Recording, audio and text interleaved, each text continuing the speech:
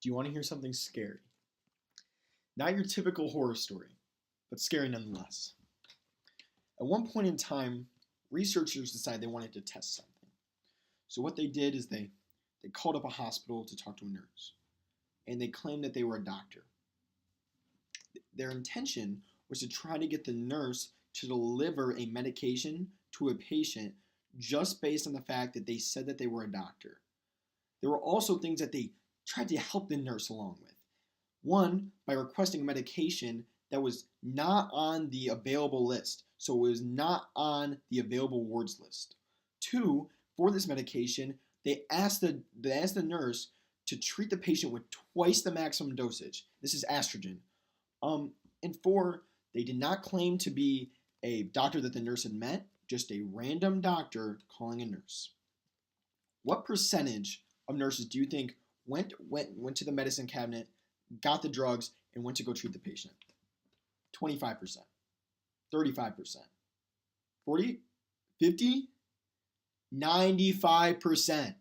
Luckily, the researchers had a secret observer in the room to stop this from going on, but how could this happen? This seems ridiculous. You could just call into a hospital claiming that you were a doctor and get a nurse to prescribe a medication? These are some of the phenomena that Robert Cialdini covers in his book Influence, and how he uses some of this System 1 thinking as coined by Daniel Kahneman later in the quirks in our mind, in the shortcuts that we take, and how unfortunately they can be exploited by people who are knowledgeable of them. The main idea of the book is, as the title suggests, influence, persuasion. How do we get people to do, think, feel what we want? And that sounds unethical, and it can be. He describes that many businessmen and companies take advantage of these quirks and shortcuts that in our mind to make us buy the products they want, back the social movements and political campaigns that they're running. But he also does his best to make what he's talking about as ethical as possible in the hands of the reader. One way he does this is by capping each chapter with a little segment on how to defeat these strategies, especially if they're used for bad. But he doesn't just describe what these evil big men in the business world are using them for. He talks about how they can be used for good.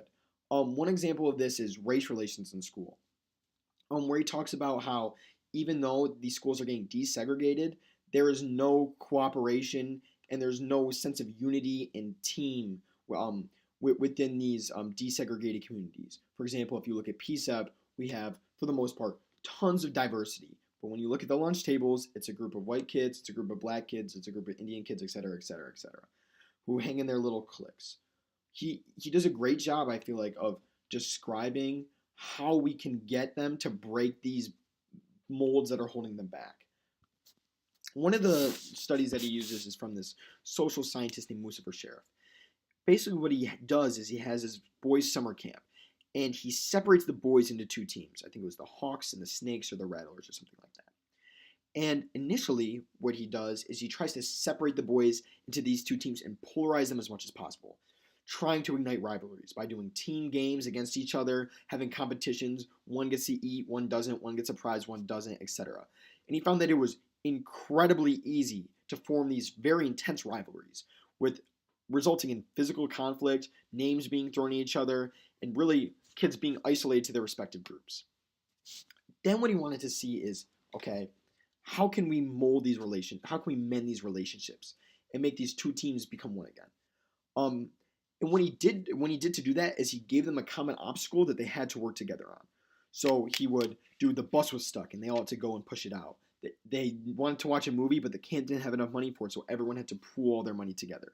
And all these games or obstacles that they had to overcome together to get where they both wanted to go. And in the end, it worked out. Initially in the study, when they asked to write a list of their best friends, boys from each side wrote exclusively friends from their camp. But after they did this mending of the relationship, boys were sitting with each other from different camps at lunch, and their lists were more varied in terms of the different camps that the boys were a part of. One of the strengths of the camp study, as well as most of the studies in Cialdini's book, is there's a very high level of ecological validity. In the case of the camp study, this is a real situation. This is not a lab. This is not very obviously controlled. This could happen in real life, and this showed it was applied. I mean, it worked.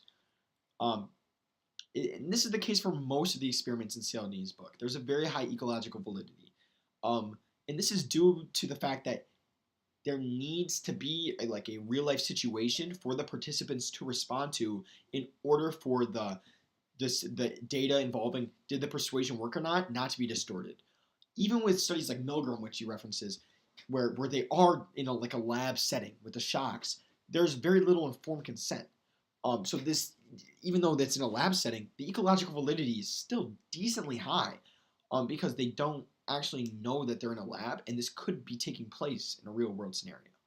Um, one of the limitations with the study, the camp study, is ethical concerns with the informed consent. These boys don't know that they're being manipulated and they're part of the study. In addition to that, these boys were were pitted against each other in a rivalry, inciting name calling, violence, bullying, among other things, which are definitely ethical concerns.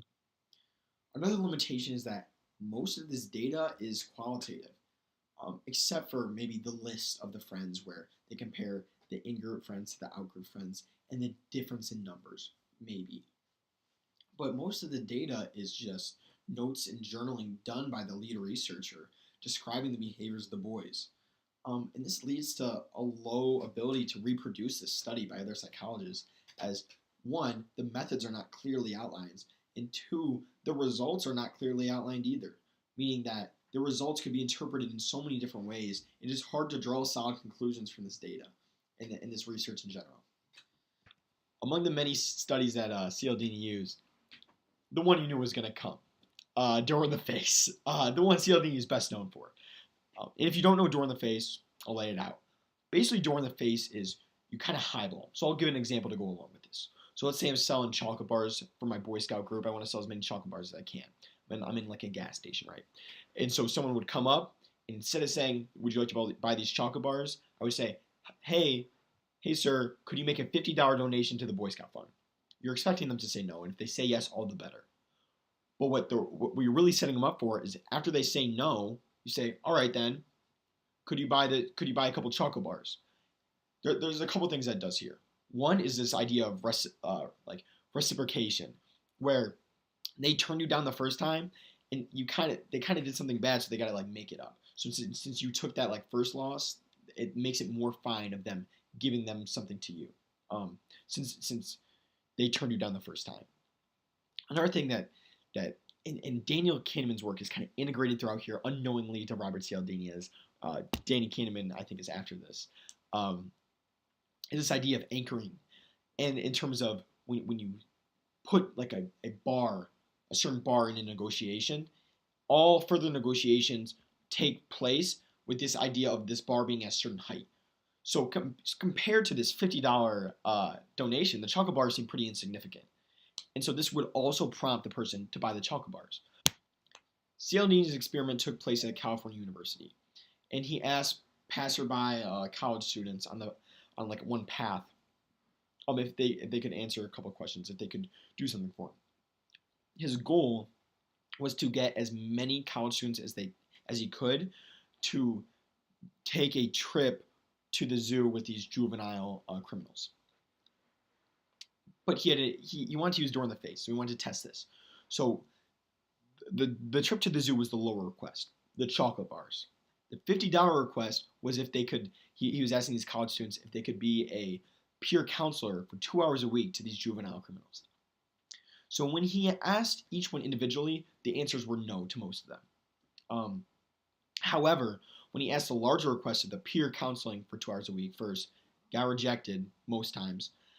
And then later, then right after, asked if they could you take this trip to the zoo with these juvenile criminals? 50% responded as yes. So this definitely hits on the like reciprocation that goes on, and almost like rewarding the person for their compensation of saying, okay, like it's fine if you say no, it's fine. Like you're compensating them for getting rejected. And the reason this is because when they just asked the secondary question, the lesser question, very few people responded with yes, but there was a significant increase. Some of the limitations of the study is that, one, again, Ethics, huge theme throughout Cialdini's book. None of the participants can know what's going on for this to work. There's huge ethical concerns because it's about persuasion, and if you know you're going to be persuaded to do something, the experiment's gone. There's nothing there. One of the good things about this experiment, though, is there's a very, very, very high ecological validity. This was out in the real world, not in a lab setting, and despite the unethicality of the participants not knowing that they were in the study, this does add a level of ecological validity to it in terms of this could be used by real people trying to get people to help, because it really did. I mean, although they didn't actually have to do these things, they didn't have to, go on the zoo trip. Very high ecological validity because this is a real example of what would happen in the real world, and it happened.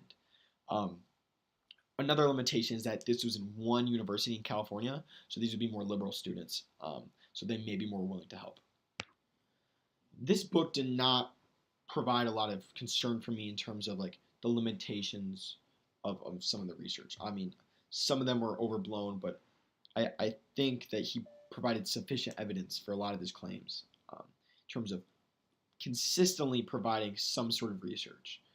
The one big question that, even though he didn't technically address, but he definitely provoked within me is it ethical?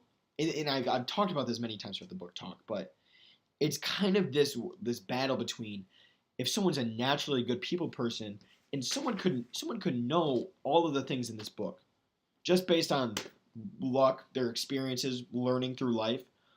And is that unethical if they're just a naturally good people person? Or is it unethical to gain these things, you could say artificially? I would not argue that. I think that if you want, as long as you're not taking advantage of people and manipulating them for ill intent, it's something that's going to hurt them as well.